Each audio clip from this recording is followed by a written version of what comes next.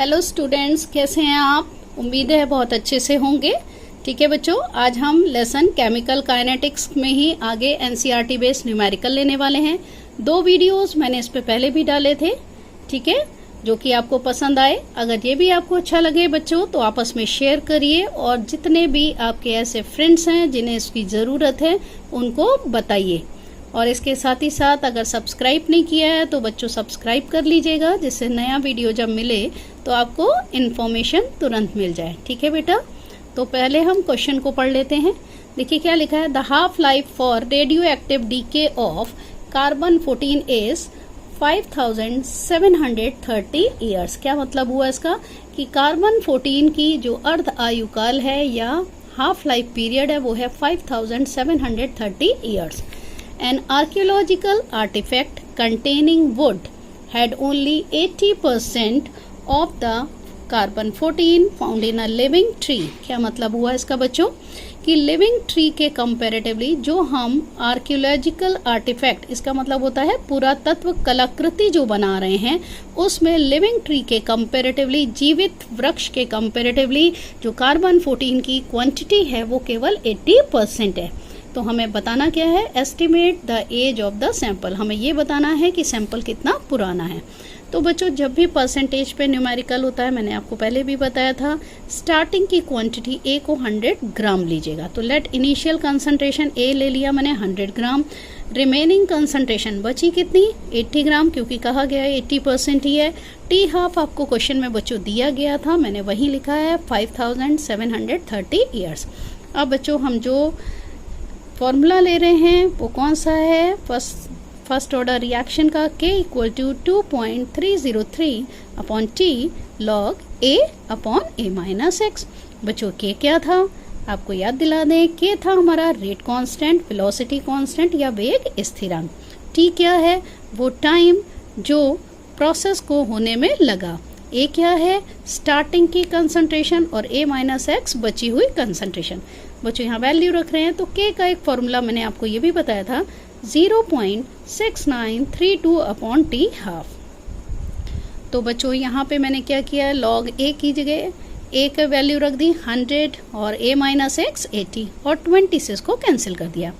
अब बच्चों मैंने यहाँ से देखिएगा कैंसिलेशन किया है। ये कैंसिलेशन में बहुत ध्यान दीजिएगा क्योंकि इससे आपका टाइम बहुत बचेगा। ये कैंसिलेशन आपको कई जगह काम देगा। ठीक है बेटा, तो याद रखिएगा 2.303 और 0.3010, ये क्या है, log 2 की वैल्यू। इन दोनों का जो प्रोडक्ट होता है, गुणनफल होता है, वो 0.6932 के बराबर होता है। तो मैंने इसीलिए ये काटा, तो क्या आया बेटा, देखिए 0.3010 अपॉन टी हाफ। अब यहाँ मैंने क्या किया है, log 5/4 था, अब log 5/4 को आप क्या करोगे, log m/n का फॉर्मूला लगा दो, तो ये होगा log m माइनस n, तो log 5 माइनस log 4। अब बच्चों मैंने टी हाफ की वैल्यू रख दी है, log 5 की वैल्यू मैंने log टेबल से ली है 0.6990, log 4 की भी हम log टेबल से भी ले सकते हैं, अदरवाइज हम log 2 स्क्वायर कर सकते हैं। तो ये हो गया 2 log 2, क्योंकि बेटा जी ये याद रखिएगा log 2, 3, 5, 10 इनकी वैल्यू दी नहीं जाती है, आपको खुद ही याद रखनी चाहिए। अब मैंने इसको मल्टीप्लाई किया बच्चों, ये आया 0.6020, इसमें से ये वैल्यू सब्ट्रैक्ट कर दी, क्रॉस मल्टीप्लिकेशन किया, तो देखिए वैल्यू क्या आई मेरी बच्चों, 1846.54 ईयर्स, यानी 1846 वर्ष 0.54 ईयर्स। ये देखिएगा बच्चों next numerical. The rate constant for a first order reaction is 60 second inverse. How much time will it take to reduce the initial concentration of the reactant to its 1/16 value.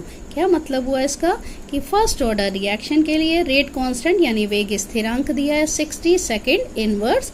How much time will it take to reduce the initial concentration of the reactant to its 1/16 value? यानी कि आपको ये बताना है अपनी initial यानी प्रारंभिक concentration से 1/16 होने में वो कितना टाइम लेगा। अब चूंकि 1/16 थी, मैंने सपोज कर लिया है बच्चों इनिशियल क्वांटिटी या इनिशियल कंसंट्रेशन रिएक्टेंट की A equal to 1, A minus x कितनी बच रही है 1/16, K हमें दिया था 60 सेकेंड इनवर्स। फिर से फॉर्मूला यूज किया बच्चों, K equal to 2.303 upon T log a upon a minus x. अब आपको याद हो गया होगा बच्चों के रेट कांस्टेंट, वेलोसिटी कांस्टेंट या वेग स्थिरांक, t टाइम a स्टार्टिंग की कंसंट्रेशन प्रारंभिक सांद्रता, a minus x remaining concentration या बची हुई सांद्रता। अब मैंने क्या किया बच्चों, t यहाँ ले गए क्रॉस मल्टीप्लाई करके और k यहाँ ले आए। अब a की जगह रख दिया मैंने 1 और a माइनस एक्स की जगह 1/16। 16 ऊपर चला जाएगा तो बच्चों हो गया log 16। अगर हमें इसके लिए लॉग टेबल नहीं दी है तो कैसे सॉल्व करेंगे, देखिए 2 की पावर 4, ये हो जाएगा 4 log 2 और log 2 की वैल्यू हमें सबको मालूम है 0.3010। तो इसको बच्चों मल्टीप्लाई करिए, 60 से डिवाइड करिए, आता है 0.0462 और इसको हम लिख सकते हैं 4.62 इंटू 10 की पावर -2 सेकेंड्स। बच्चों नेक्स्ट न्यूमेरिकल लेते हैं। During nuclear explosion one of the product is strontium 90 will with half life of 28.1 years. क्या मतलब है बच्चों, इसका साथ साथ मतलब समझ लीजिएगा। इसमें क्या कहा जा रहा है कि न्यूक्लियर एक्सप्लोजन यानी नाभिकीय विस्फोट के से हुआ जिससे एक प्रोडक्ट बना है, कौन सा, स्ट्रोंशियम 90, जिसकी हाफ लाइफ यानी अर्धायु है 28.1 ईयर्स। आगे क्या कहा जा रहा है देखेंगे बच्चों।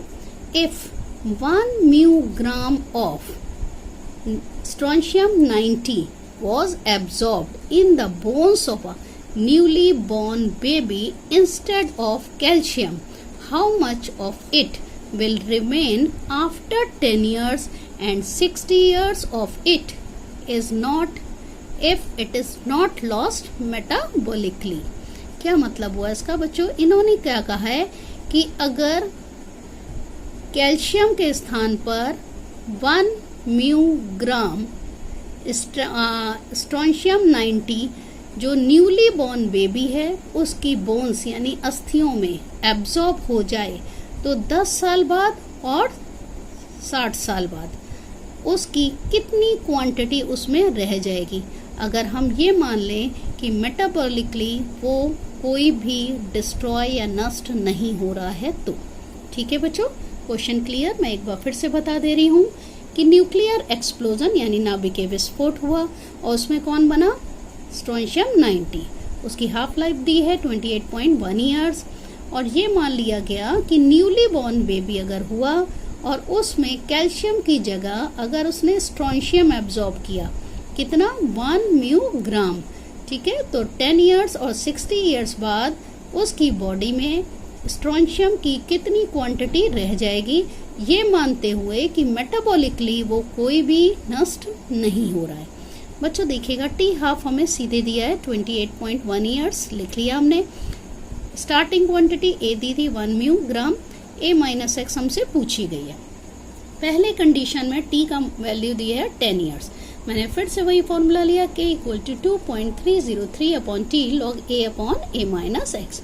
k की जगह क्या किया बच्चों, 0.6932 अपॉन टी हाफ। अब यहाँ पे t की जगह मैंने रख दिया 10 ईयर्स, क्वेश्चन में दिया था। a की जगह मैंने 1 ले ली, ये भी क्वेश्चन में दिया। a माइनस एक्स हमें फाइंड करना है। ठीक है बच्चों, टी हाफ की जगह रख दिया 28.1, यहाँ मैंने इसको कैलकुलेट किया, ये क्या हुआ 0.2303।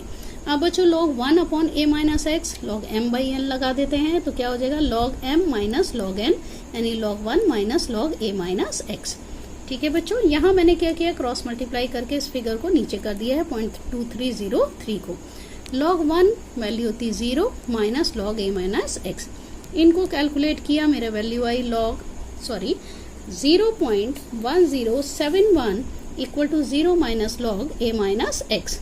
अब बच्चों log a माइनस एक्स को इधर ले गए क्योंकि ये नेगेटिव था, ये पॉजिटिव बना लिया और इसको हम इधर ले आए तो ये नेगेटिव वैल्यू हो गई।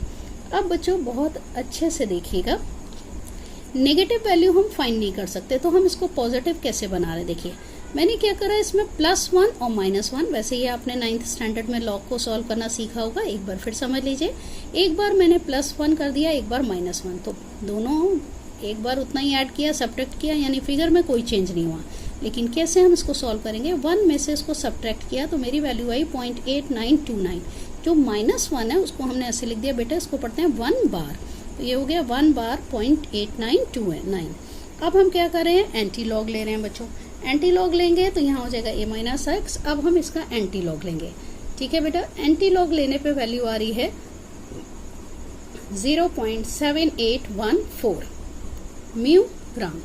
अब हमने सेकंड केस लिया बेटा, t मैंने सपोज कर लिया 60 ईयर्स। अब मैंने यहाँ पे वही फॉर्मूला लिया 0.6932 अपॉन टी हाफ, और टी हाफ रख दिया 28.1। यहाँ पे 2.303 अपॉन टी की जगह मैंने यहाँ रखा 60। पहले हमने 10 लिया था, आपकी केस में 60 ईयर्स है। a फिर से 1 ले लिया, a माइनस एक्स हम फाइंड कर रहे हैं। फिर ऐसे ही बेटा मैंने क्रॉस मल्टीप्लाई करके इसको इधर कर लिया है। यहाँ लॉग a की जगह वैल्यू रख दी 1, तो 1 अपॉन a माइनस एक्स, ये हो गया log 1 minus log a minus x. कौन सा formula? Again log m by n, ठीक है बच्चों। अब इसमें मल्टीप्लाई किया, नीचे से डिवाइड किया, वैल्यू आई 0.6427 और log 1 की value 0 minus log a minus x. फिर log a माइनस एक्स को इधर ले आए और 0.6427 को इधर लाए, ये नेगेटिव हो गई वैल्यू। फिर बेटा मैंने क्या किया, एक बार 1 ऐड किया और एक बार 1 सब्ट्रैक्ट किया। 1 में से इसको लेस करोगे आएगा 0.3573 और ये -1 को मैंने कर दिया 1 बार। अब बच्चों मैंने इसका एंटी लॉग लिया है, तो क्या हो गया a minus x equal to anti log of 1 bar 0.3573, तो ये वैल्यू आ रही है 0.2277 म्यू ग्राम। Thank you.